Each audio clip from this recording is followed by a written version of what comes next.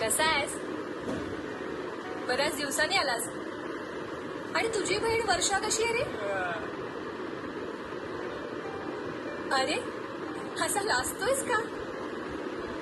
बरं मला सांग, त्या दिवशी माझ्या वाढदिवसाच्या दिवशी तू आलास, एक फूल दिलंस आणि काही न खाताच निघून गेलास. काही काम होतं का? काय?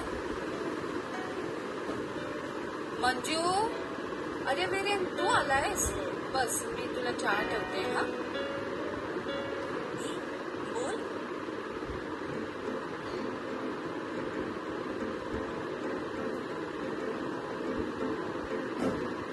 हे घे,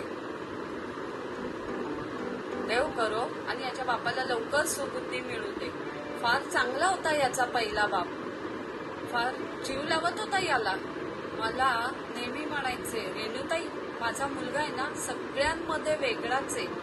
मी खूप शिकून त्याला मोठा ऑफिसर बनवणार आणि सगळ्यांमध्ये त्याला उद्बस करायला लावणार. अगं मंजू, तुला ठाऊक आहे का, याला सांभाळण्यासाठी त्याच्या आई वडिलांनी दुसऱ्या मुलाला जन्म नाही दिला.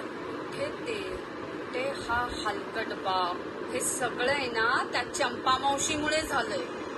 मी बघतेस तिला, फक्त याच्या आईच्या प्रॉपर्टीसाठी लग्न लावून दिलं. जाऊ दे ना. हे बाळा, मी काहीतरी खायला घेऊन येते हा तुला. बोल, काहीतरी बोलणार होतास ना? अरे असा लाजतोयस का, तेही मला? फिरेन